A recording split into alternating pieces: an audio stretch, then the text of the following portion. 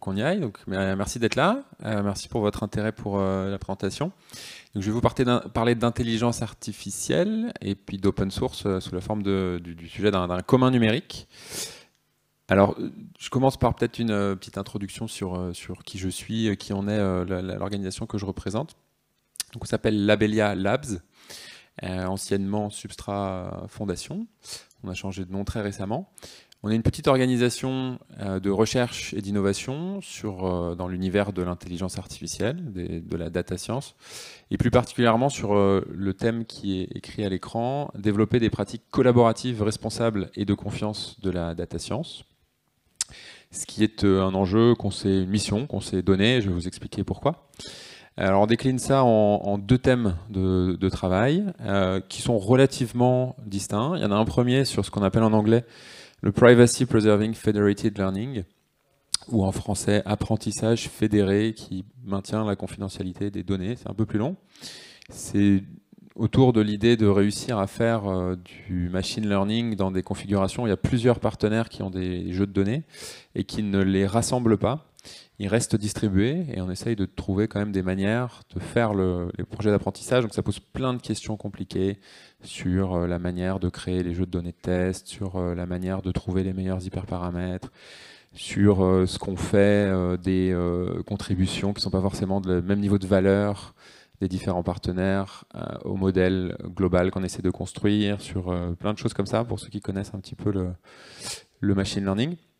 Donc nous, on est impliqué dans des projets de recherche que vous voyez à l'écran un petit peu en dessous, HealthChain et Melody, qui sont des consortiums de recherche, beaucoup dans le domaine de la santé. Donc il y en a un sur des données cliniques et un autre sur des données moléculaires, plus autour de molécules qui peuvent être des médicaments potentiels. Et on participe sur ce thème de travail du Federated Learning à ces grands projets de recherche.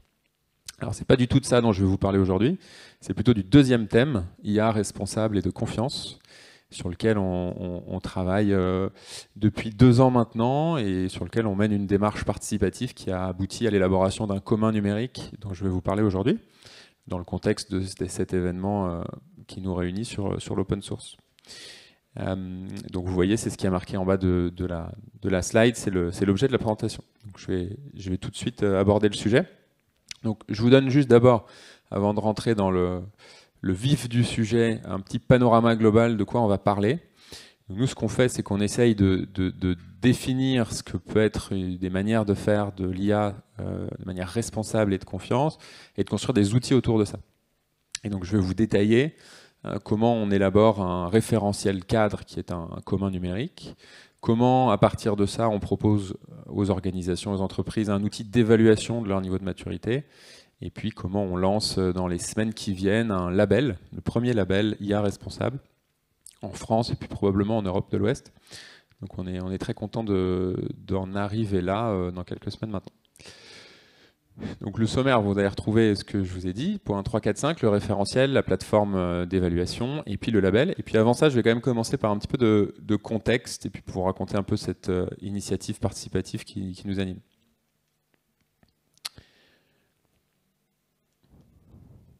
Alors j'attaque le contexte, peut-être en termes de conduite de l'intervention. Si jamais vous voulez poser des questions, n'hésitez pas, comme on n'est pas beaucoup, c'est pas trop difficile pour moi de m'interrompre et puis de répondre au fil de l'eau. Il y a sans doute des choses, des questions où vous aurez la réponse dans le fil de la présentation, mais s'il y a quelque chose qui vous brûle les lèvres ou que vous voulez partager une expérience, une anecdote sur les sujets que je vais raconter, n'hésitez pas, il n'y a aucun problème. Et pour ça, il y a un micro qui est juste devant le rétroprojecteur et je peux vous l'apporter. Alors, un petit mot de contexte. Donc, on est dans une époque où je pense que c'est assez largement admis qu'il y a un potentiel important de ces techniques ou technologies et outils qui permettent de faire ce qu'on appelle de l'IA. On en parle beaucoup. Il y a beaucoup d'entreprises qui montent des équipes là-dessus. Il y a des cursus dans les formations universitaires. Il y a beaucoup de formations en ligne. Il y a énormément d'outils qui sont maintenant qu'on peut prendre en main sans avoir des bagages de formation hyper poussés. Donc c'est quelque chose qui s'est répandu ces dernières années finalement assez vite et assez loin. Quand on regarde, il y a quand même pas mal de secteurs dans lesquels il y a des entreprises, des organisations qui mettent en production des outils. Alors c'est pas encore le raz-de-marée sur des vrais systèmes, en vraie production, dont on peut croire si on écoute un petit peu la presse, les tendances, etc. Mais ça progresse quand même pas mal. Donc c'est vrai qu'il y a un potentiel important de ces techniques. On peut faire des trucs très, très efficaces.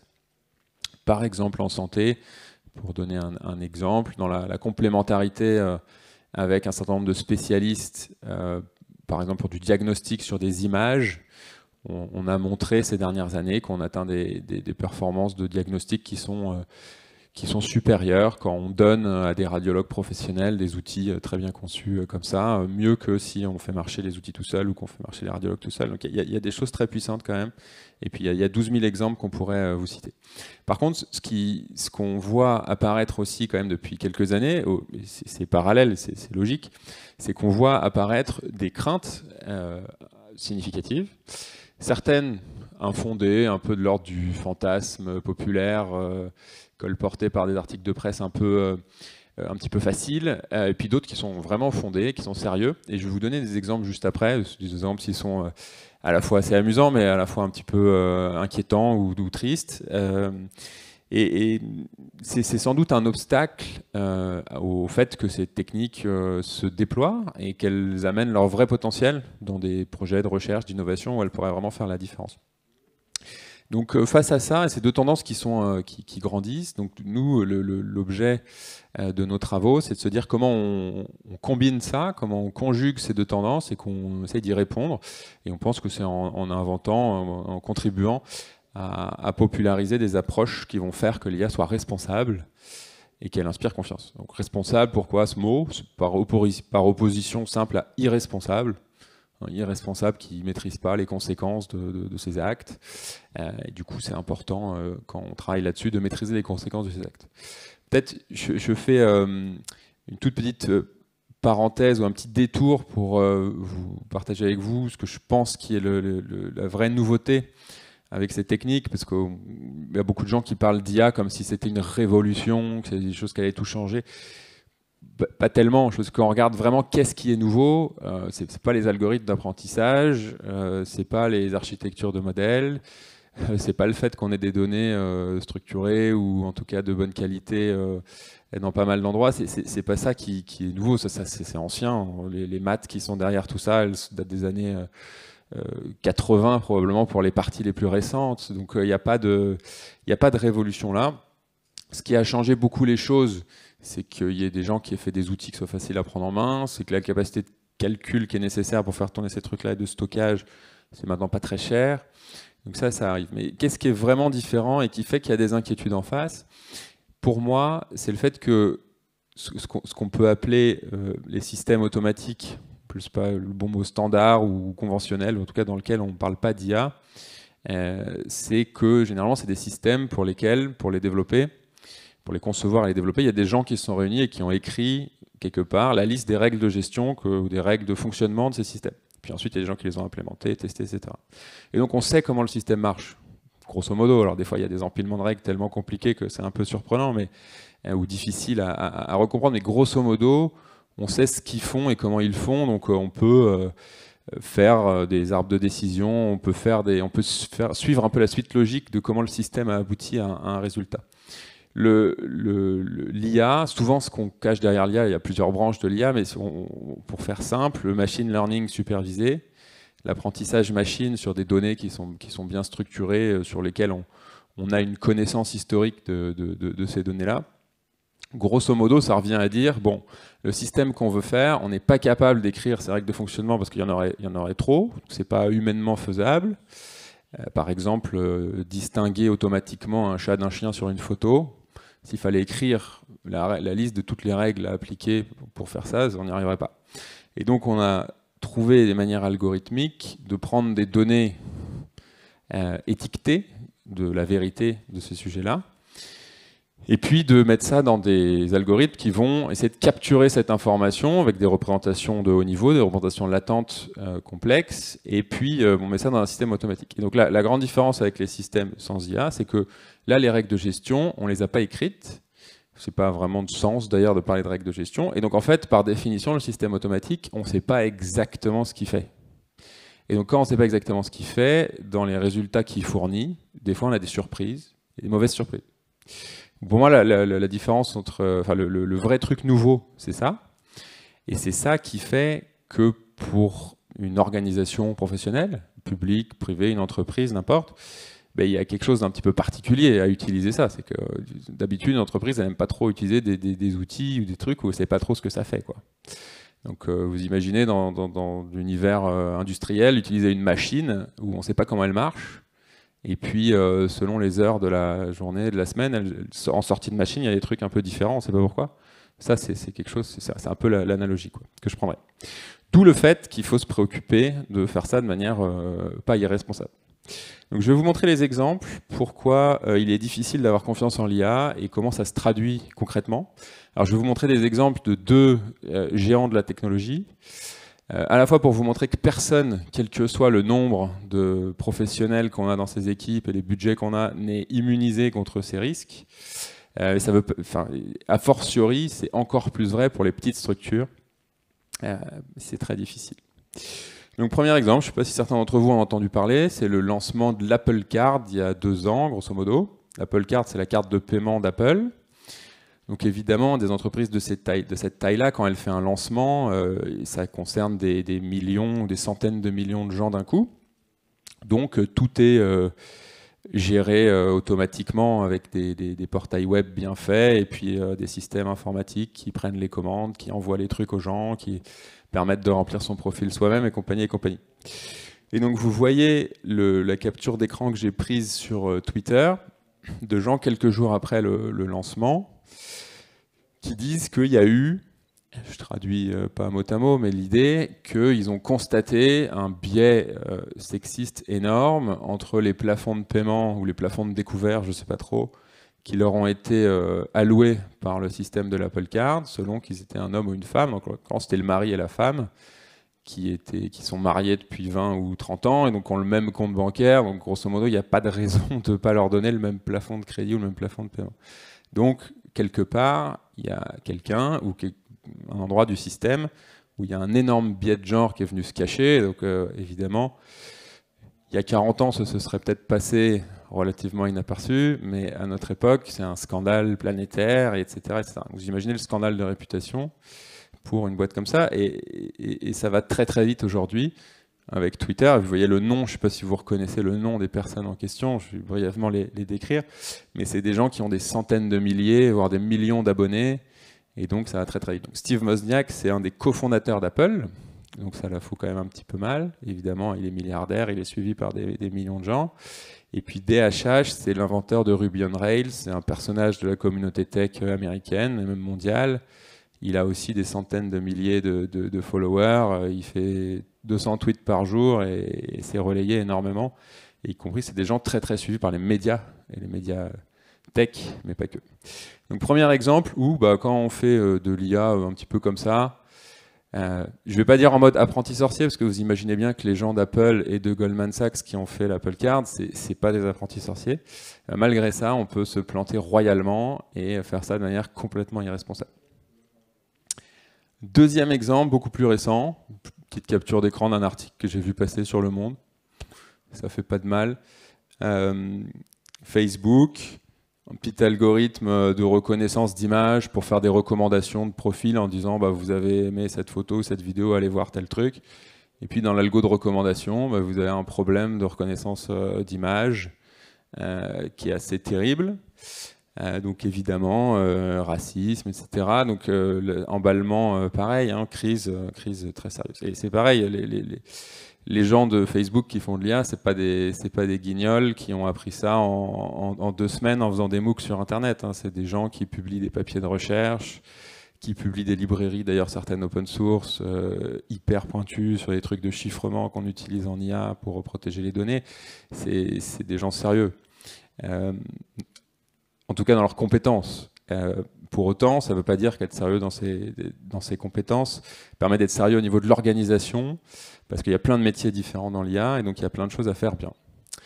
Voilà, donc j'espère que j'aurais pu en mettre 50, on a un peu passé 1 heure à défiler des exemples, parce qu'il y a même des gens qui tiennent en ligne des catalogues d'exemples de problèmes avec l'IA. C'est assez facile d'aller en trouver. Bon, ceux-là, moi, je les ai pris moi-même, parce que j'en voulais un en français, et puis l'Apple Card, je l'aime bien le commenter, mais on peut en trouver des centaines. Donc d'où, en termes de contexte, un peu le constat, hein, je reviens à mes deux tendances qui se percutent un petit peu, entre le potentiel de ces technologies et puis le fait qu'on a envie quand même de les utiliser dans un certain nombre de projets, parce que ça peut faire des trucs quand même assez formidables, et puis en même temps le fait que quand on ne fait pas les choses de manière responsable, ça n'inspire pas confiance parce que ça fait des crises assez catastrophiques.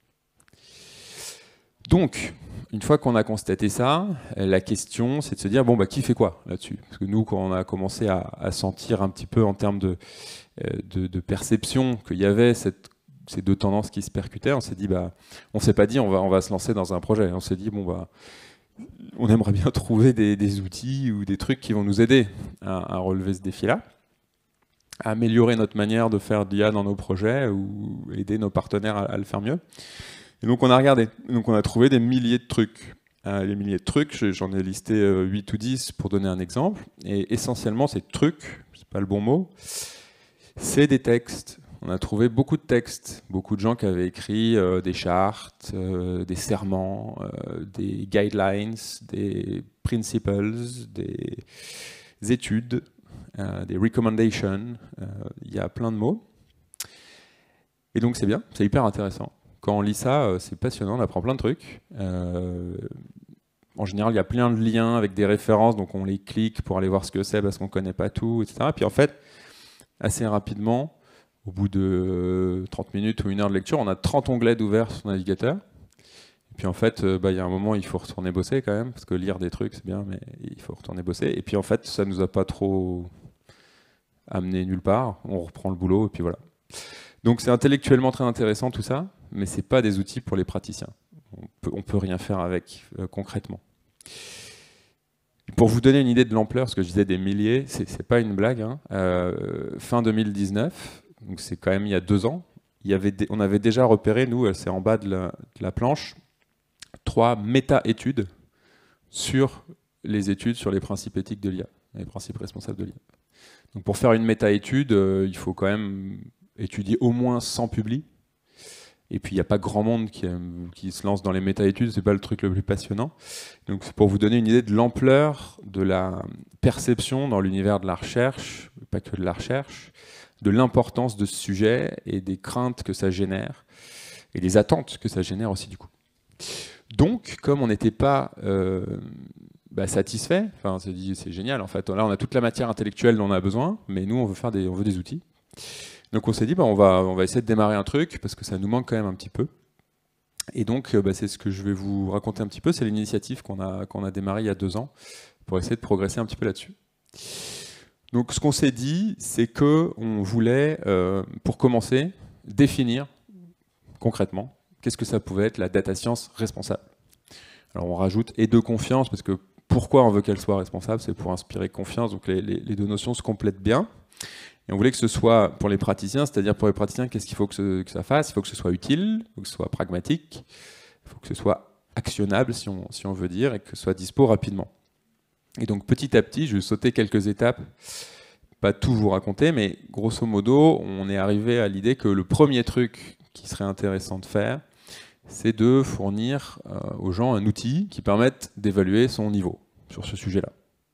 Une fois qu'on a défini ce que c'est, on permet à tout le monde de voir où il se situe, premier élément, et puis ensuite, ça peut être le truc d'après, de permettre à chacun de se dire, ok, par rapport où je me situe, comment je vais plus loin, comment je peux augmenter mon niveau.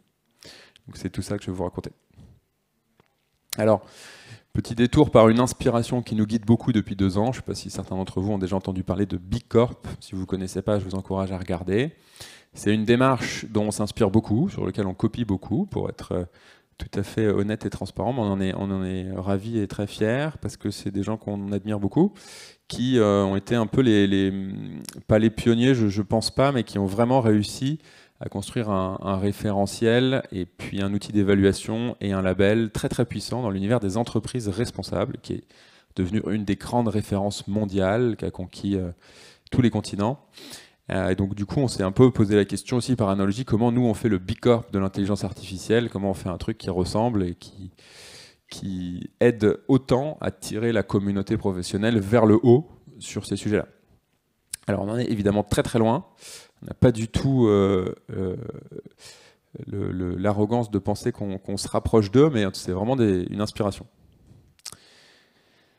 Alors petite frise chronologique, mais je ne veux pas détailler toutes les bulles, mais pour vous donner un ordre d'idée de la démarche aussi, c'est qu'on a décidé que ce serait participatif comme initiative, d'abord parce que sur un sujet de ce type, c'est-à-dire avec l'ambition de faire une définition de ce que pourrait être la data science responsable, ça couvre énormément de sujets, donc personne ne peut tout connaître, tout savoir faire, etc. Donc il faut rassembler des gens de divers horizons.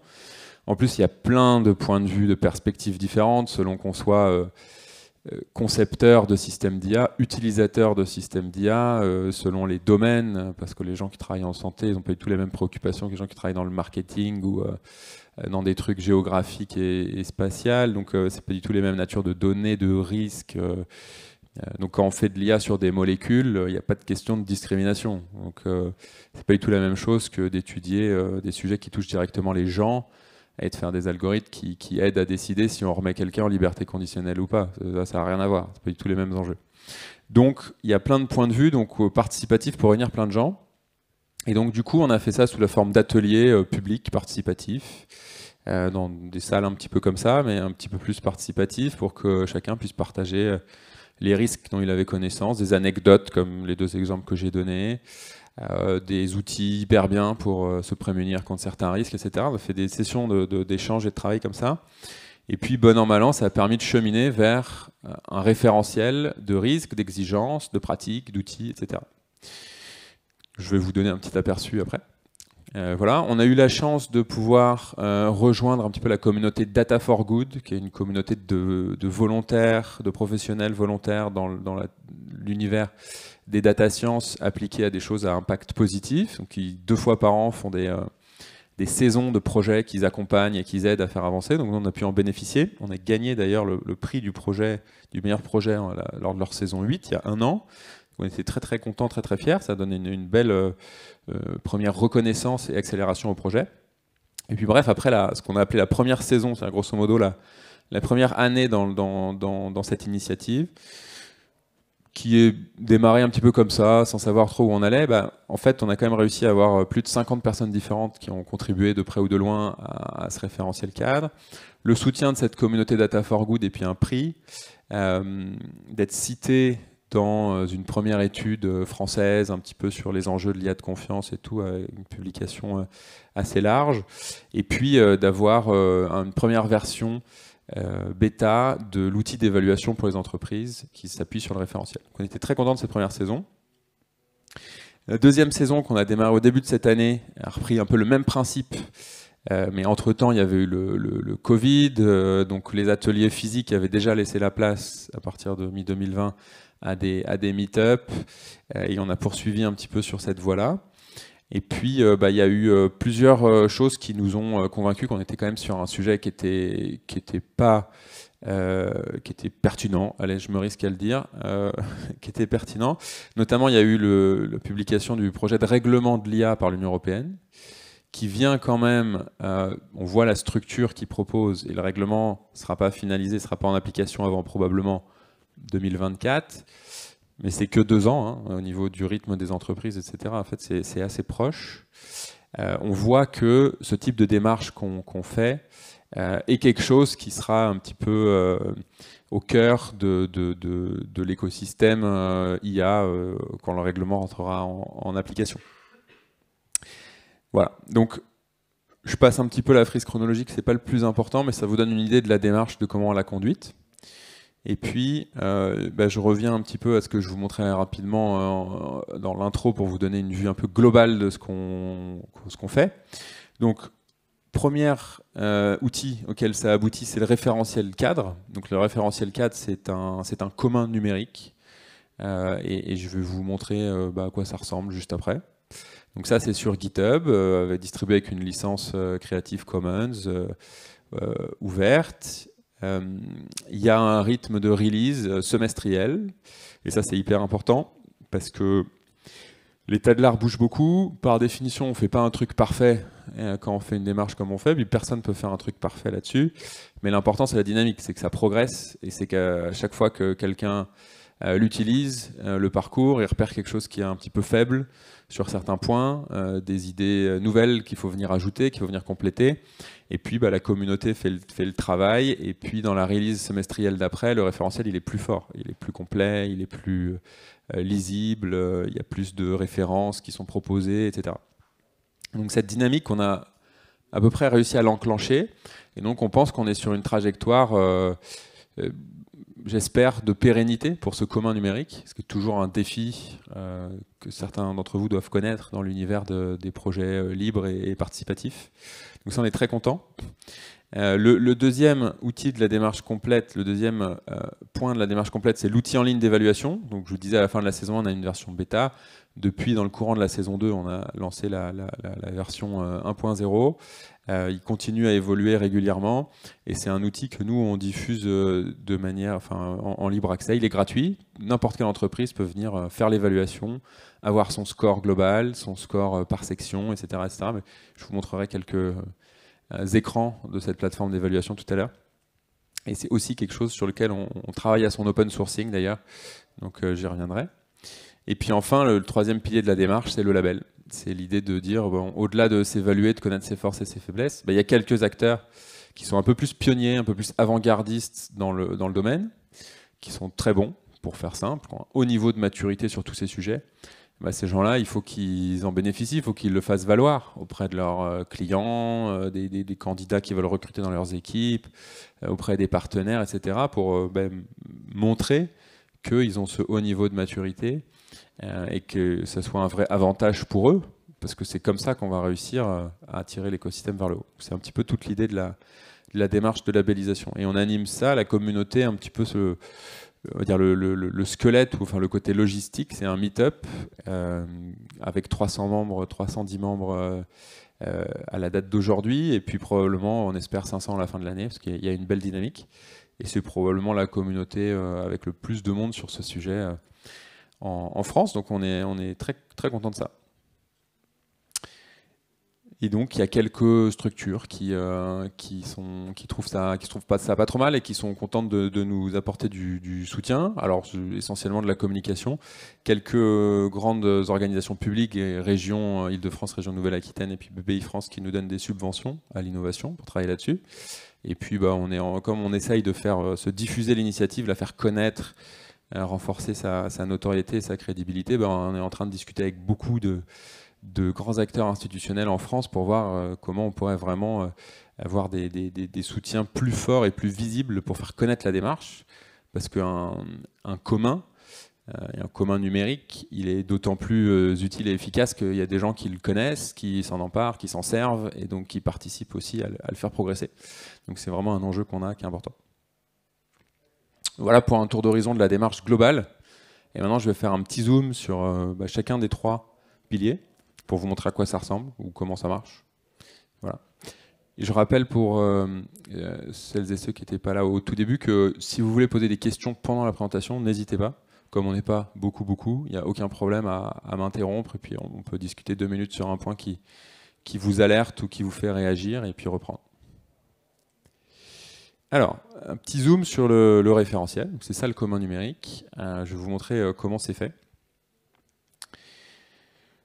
Alors le référentiel, c'est souvent un texte, c'est du texte tout simplement, et ce texte il est structuré en différentes sections thématiques, et puis au sein de chaque section thématique il est structuré en différents points d'évaluation sur un sujet précis, des pratiques de la data science, de l'organisation d'une entreprise face à certaines problématiques qui y sont liées, etc. Et puis on va zoomer même à l'intérieur d'un élément d'évaluation pour vous montrer. Donc la structure actuelle, c'est celle que vous avez à l'écran. Protéger les données, c'est les grands univers de risque en fait. Protéger les données, c'est le premier grand univers de risque. Prévenir les biais et élaborer des modèles non discriminatoires, c'est le deuxième. Évaluer la performance de manière rigoureuse, c'est le troisième. Donc ça, c'est des choses qui sont assez standards. On imagine bien la succession des étapes dans un projet de data science. Et puis ensuite, on vient toucher des thèmes qui sont peut-être un peu moins immédiats, mais on se rend vite compte qu'ils sont indispensables. Donc le quatrième, c'est d'assurer la reproductibilité des modèles et d'avoir des chaînes de responsabilité qui sont claires, parce que très souvent, sur l'ensemble d'un projet, en fait, il y a des intervenants différents. C'est très très rarement, la notation des données par exemple est très très rarement faite par la même personne que celle qui fait l'architecture du modèle. C'est pas du tout des choses qui se font par la même entité ou la même personne. Section 5, c'est l'utilisation des modèles, et ça c'est plus délicat que ce qu'on peut penser à première vue, notamment parce que l'espace des données sur lequel on utilise, c'est les données de la vraie vie, et donc par définition, ça évolue de manière potentiellement inattendue, et un modèle de machine learning, il a été entraîné sur des données pas du tout inattendues, des données bien maîtrisées sur un certain périmètre de temps, et donc du coup, sa capacité à généraliser sur des données qui peuvent changer est quelque chose de très délicat. Et puis enfin, il y a des externalités négatives, ça va des questions de consommation d'énergie, parce que les GPU par exemple, c'est très énergivore, jusqu'à évidemment des questions d'implication sociale sur un certain nombre de métiers, en amont et en aval de la chaîne, et puis des questions d'éthique aussi. Alors en fait, cette structure, on est en train de la faire évoluer. Je vous disais tout à l'heure qu'un truc important de ce référentiel, c'est qu'il est une dynamique d'évolution, parce qu'à tout instant, il n'est pas parfait, il a des faiblesses, et donc ce qu'on veut, c'est que de manière itérative, il progresse sans cesse. Et donc par exemple, pour vous donner un exemple, je ne sais pas si vous pouvez lire de là où vous êtes, mais j'ai pris une capture d'écran d'une issue sur le repo GitHub qui va être traitée pour la release de la fin de ce semestre-là, qui vise à remanier un peu ces sections, parce qu'on s'est aperçu que ça manquait de clarté, et qu'il y a un certain nombre de nouveaux points qu'on veut faire entrer dans le référentiel, qui ne trouvent pas leur place facilement dans les 6 sections que j'ai citées. Et donc on est en train de passer de la partie actuelle, qui est la structure en jaune, vers la structure en sections qui sont colorées en bleu sur l'écran, avec 3 sections sur les activités du data scientist, très concrètement, les données, le modèle, la modélisation, l'entraînement, son évaluation, et puis en 3, la mise en production et puis le suivi d'un modèle en production. Et puis 2 ou 3 autres sections d'un autre type, d'une autre approche, qui sont beaucoup plus des questions d'organisation, de processus pour l'entreprise, et puis les externalités négatives. Donc on va remanier ça, et puis enfin évidemment il n'y a pas que ça pour ce semestre-là, mais il y a aussi des tas de nouveaux points qu'on va faire rentrer dans le référentiel et qui vont mieux trouver leur place comme ça. Donc ça c'est juste pour illustrer un petit peu le type de choses qui sont en train d'évoluer. Alors je ne suis pas sûr que vous pourrez lire, je vous ai montré une capture d'écran là de ce qu'on peut voir sur GitHub, et ce sur quoi on travaille quand on travaille sur ce commun numérique. C'est du texte qui est structuré avec, je vous l'ai dit, des sections, ça on les a vues. Là c'est un élément d'évaluation. Donc un élément d'évaluation, ça a un titre, une question, des possibilités des items de réponse multiples, une explication pour mieux comprendre, et puis des ressources pour rentrer un peu dans les sujets quand on ne les connaît pas, et pour se préoccuper des sujets. Donc en l'occurrence, pour tout petit commentaire de machine learning, du coup sur le fond, donc cet élément d'évaluation s'intéresse au suivi de la performance d'un modèle dans le temps. Donc souvent en fait en première intention, dans les formations ou les explications sur le machine learning, on explique tout ce qu'il faut faire pour bien évaluer la performance du modèle une fois qu'il est entraîné, etc. Mais c'est très bien, mais en fait ça ne s'arrête pas là, parce qu'après le but, si on en fait un qui marche bien, sur les données de test, c'est qu'on l'utilise sur des vraies données, et puis c'est là en fait que tout commence en termes d'évaluation de la performance, parce que les vraies données, comme je le disais, ça peut évoluer de façon inattendue. Il peut soudainement y avoir une variable qui n'est plus renseignée, par exemple, ou bien naturellement les données qui représentent, par exemple, je sais pas, des pratiques d'achat ou n'importe, peuvent changer dans la vraie vie. Et donc il y a plein de raisons qui font que la performance d'un modèle, elle peut devenir très mauvaise. Et donc du coup il faut s'en préoccuper si on veut faire les choses de manière responsable. Donc ça veut dire qu'un modèle en production, il faut continuer à essayer d'évaluer sa performance. Qu'est-ce que ça veut dire? Et donc il y a forcément des seuils à se donner à partir desquels on se dit là ça va plus, donc on veut le réentraîner. Donc il faut recapturer des données réelles, les annoter pour recommencer. Donc évidemment, il y a des gens qui font ça avec des modèles à apprentissage continu, mais dans tous les cas, c'est un point important. Voilà, ça vous donne une petite idée. Donc il y en a actuellement, il y en a 35 comme ça. Je pense qu'avec la release de ce semestre, il y en aura encore un petit peu plus, probablement aux alentours de 40. On va faire attention que ce soit pas une inflation trop importante, parce que le but c'est pas d'avoir un catalogue de 200 points dans quelques années. Sinon, en fait, ça deviendra inopérable. Et donc, on reste vraiment sur l'ADN, l'état d'esprit que je disais tout à l'heure au début de la démarche, c'est de faire un truc qui soit utile et actionnable pour les praticiens. Donc il faut que ça reste vraiment concrètement pratique à utiliser. Et aujourd'hui, 35 points d'évaluation, quand on évalue sa boîte, ça prend ça prend 1 heure à peu près de ce que nous disent les gens qui font l'évaluation. Bah voilà, passer 1 heure pour évaluer le niveau de maturité de son entreprise, c'est quelque chose qui est largement acceptable, qui est même plutôt bien calibré. Ce serait embêtant si ça commençait à prendre 2 jours et que du coup il y aurait moins de gens qui le feraient, tout simplement. Voilà. Donc, je vous ai montré là du coup le référentiel sous-jacent, ça c'était le commun numérique. Maintenant, je vais vous montrer l'outil web qu'on fait pour permettre aux entreprises de s'évaluer. Parce qu'évidemment, on leur dit pas allez sur GitHub, téléchargez le fichier, puis sur un éditeur de texte, mettez une petite croix devant les points, et puis voilà, parce qu'il y a quand même quelque chose d'un peu sympa pour s'évaluer, pour attirer un petit peu du monde.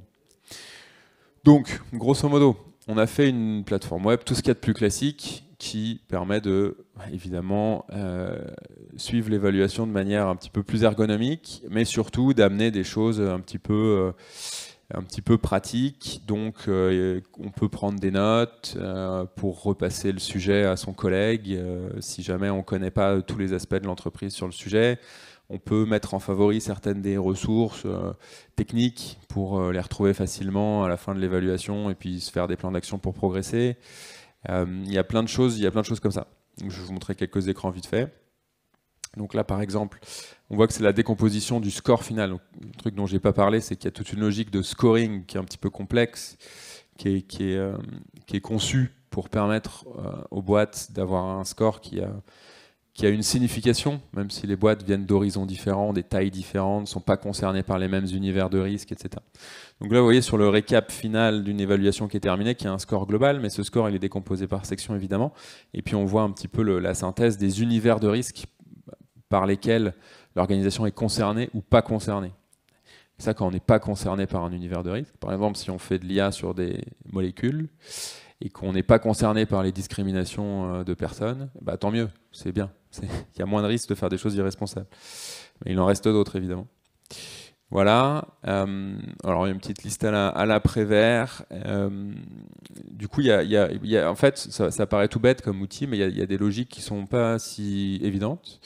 Et donc là, je vais pouvoir vous expliquer un petit peu pourquoi on va publier cet outil d'évaluation sous une licence open source pour permettre à d'autres personnes de s'en emparer, de le réutiliser dans d'autres domaines. Pourquoi ? Parce qu'en fait, on a beaucoup hésité avant de se lancer à développer ça, parce qu'on se dit, bon, une plateforme web qui permet de faire un questionnaire, ça doit bien exister, et ça nous arrangerait bien de ne pas avoir à développer ça. Et puis en fait, on a vraiment bien cherché, mais on n'a pas trouvé de choses vraiment bien. Alors évidemment, il y a des outils pour faire des questionnaires, ça c'est pas compliqué. Mais en fait, là, quand on veut permettre à une entreprise de s'évaluer, bon, il faut un compte organisation, puis dessous, il faut des comptes par user, parce qu'il peut y avoir plusieurs gens différents, premier truc. Après, on a quand même une logique que le référentiel, et donc le sous-jacent à l'évaluation, il évolue tous les semestres. Donc, il faut que quelqu'un qui a fait une évaluation il puisse la migrer vers la version suivante quand la version change, récupérer ce qu'il avait fait et ne se concentrer que sur les points nouveaux pour pouvoir venir compléter et suivre un peu la progression au fil des années du référentiel. Ça se trouve pas facilement. Et puis, il y a l'idée de pouvoir prendre des notes, de pouvoir ajouter des justifications qui expliquent pourquoi on a répondu quelque chose. Un système de scoring qui est un petit peu subtil, parce que j'expliquais tout à l'heure qu'on n'est pas forcément concerné par tous les domaines de risque. Mais dans ce cas-là, quand on n'est pas concerné par un domaine de risque, évidemment, on ne récupère pas tous les points des bonnes pratiques des éléments concernés. Alors, il ne faut pas être pénalisé parce qu'on n'est pas concerné par un risque. Au contraire, il faudrait être favorisé. Donc, la logique de scoring, c'est pas simplement mettre des numéros de points en face de chaque item. C'est plus subtil que ça. Il faut réussir à retraiter les niveaux de risque non concernés, dilater les scores, etc. Donc, voilà. Bref, donc on n'a pas trouvé. Donc on a décidé de le faire. Alors c'est pas un truc de génie, hein, c'est vraiment assembler des briques de développement web, tout ce qu'il y a de plus standard. Mais ça n'existait pas, et donc on a fait ça. Ça marche pas trop mal, et donc du coup, si jamais on trouve des gens que ça intéresse de s'en servir dans d'autres domaines, on serait vraiment content. Et puis peut-être que si en plus ça leur sert vraiment, ils pourraient nous aider à le développer un peu plus vite.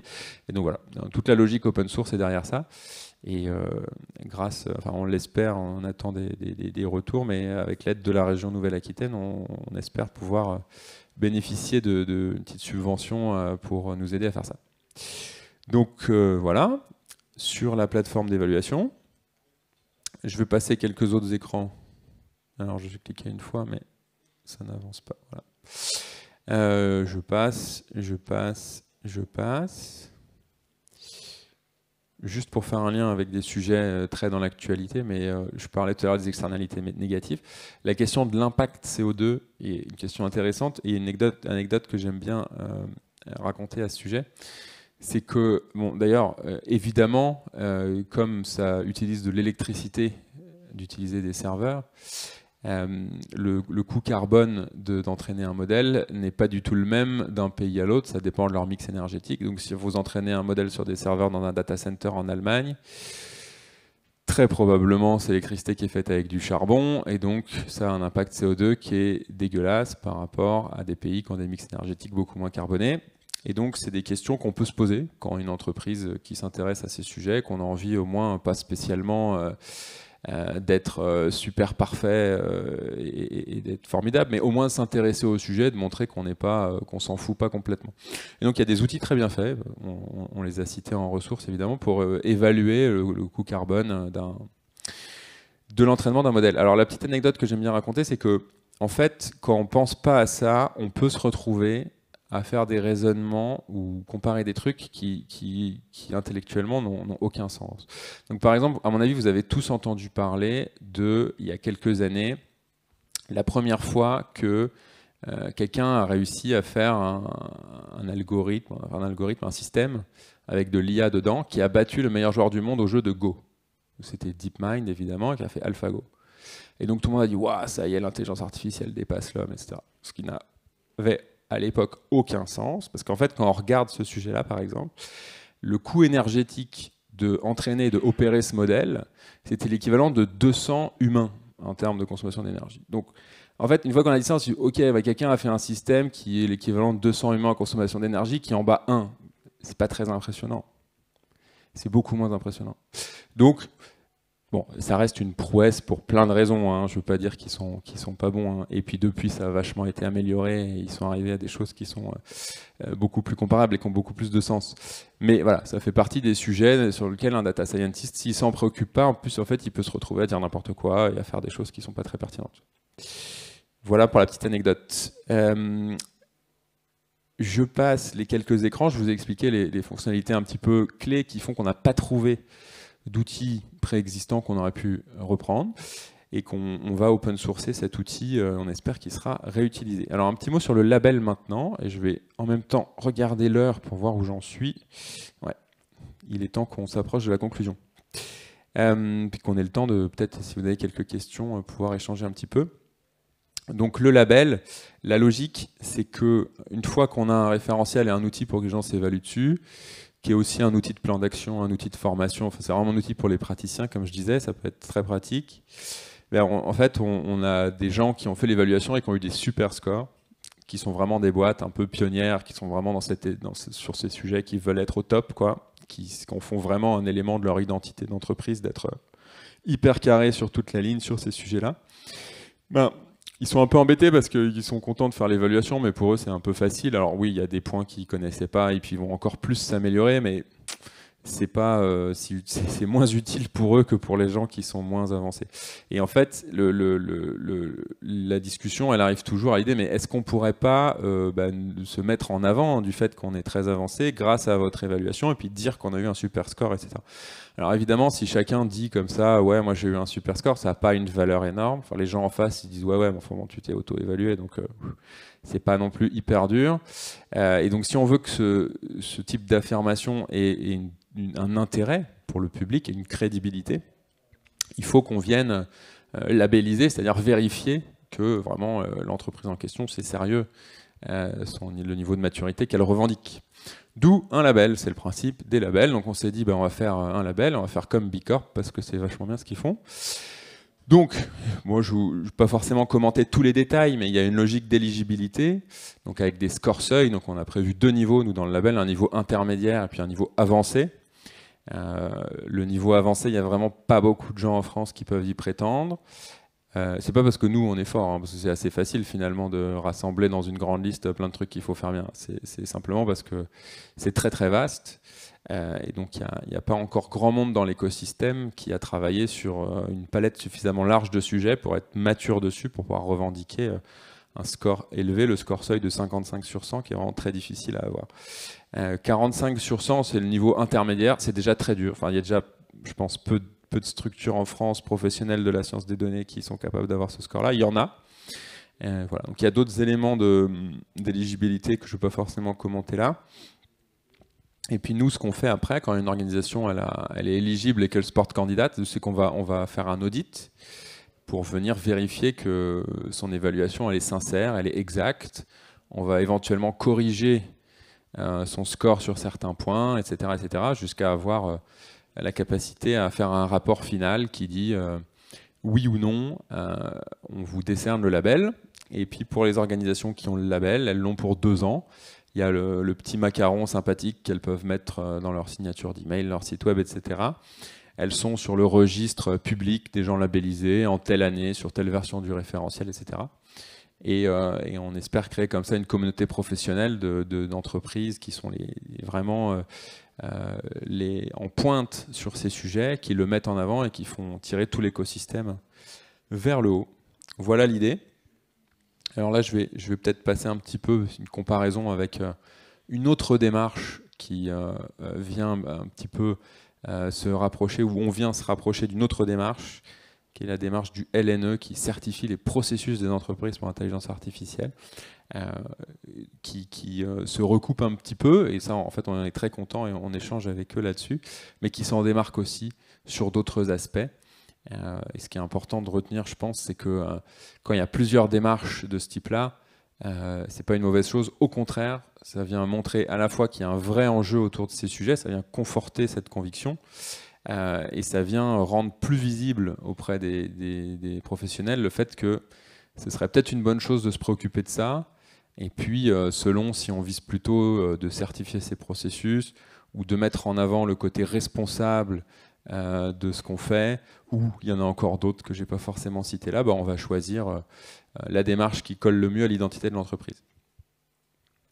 Voilà. Et puis, pour conclure, parce que je crois qu'il est moins 10, donc je vais rendre l'antenne. On est en train, comme je disais en intro, et c'est pas forcément notre point fort à la base, mais on est en train de réfléchir à comment on peut rendre toute cette initiative plus visible, un petit peu plus institutionnelle et un petit peu plus soutenue.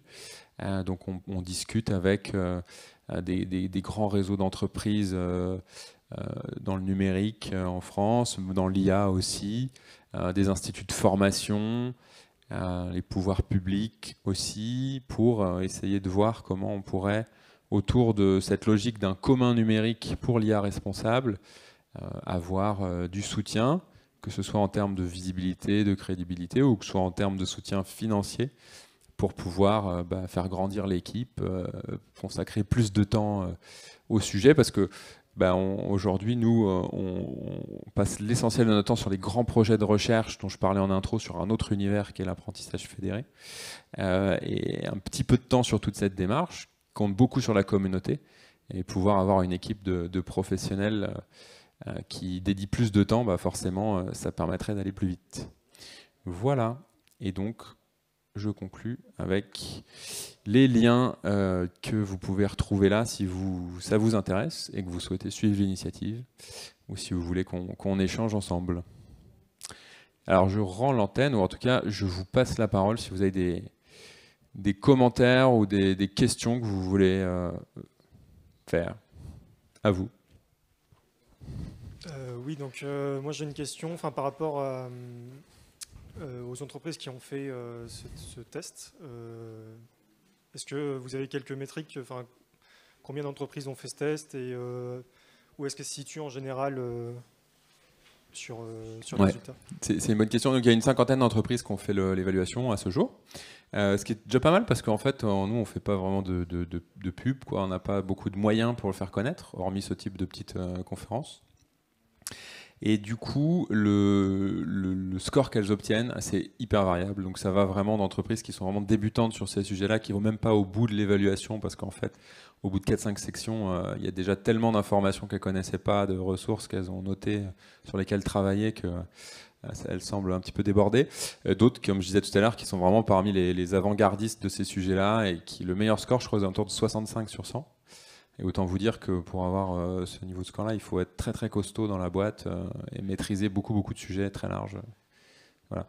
Et comme je disais, ça prend une petite heure à faire. Si c'est juste pour découvrir qu'est-ce qu'il y a dedans, en fait, on peut tout lire en une quinzaine de minutes. Et donc déjà, rien que pour repérer des sujets où on ne pensait pas que c'était des enjeux dans les sciences des données, et puis ensuite regarder quelles ressources permettent d'en apprendre un petit peu là-dessus, en un quart d'heure, on apprend déjà beaucoup de choses. Je vais poser une deuxième question. Allez. Je me demandais, j'ai cru comprendre du coup que le texte était en français. Est-ce que vous avez l'intention de l'étendre peut-être à l'international? Ouais, merci pour la question. En plus, ça me permet de nous mettre en valeur parce que oui, il est aussi en anglais. Ouais, il y a un an, on s'est dit c'est quand même dommage que il faudrait faire l'effort, et donc on a fait l'effort. Un jour, je me suis lancé, j'ai tout traduit, et depuis, on essaye toutes les évolutions de les faire dans les deux langues. Donc, il est à la fois en français et en anglais, puis la plateforme d'évaluation permet de passer de l'un à l'autre. Donc, effectivement, pour les équipes de projets un peu multi-pays, même des entreprises qui seraient basées à l'étranger. Mais le problème, c'est qu'on n'a pas tellement de moyens de faire connaître la démarche à l'étranger. Mais en tout cas, ça existe et c'est déjà dispo.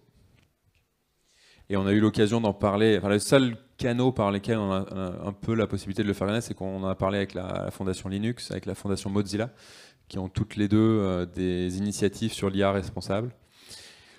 Après, leurs enjeux sont un peu différents parce que comme c'est des structures mondiales, elles sont obligées, tous les ateliers qu'elles font, il y a des gens sur des fuseaux horaires qui vont de la côte ouest américaine au Japon, il y a des gens qui écrivent des contributions en chinois, moi j'ai participé à quelques trucs à eux, c'est quand même compliqué.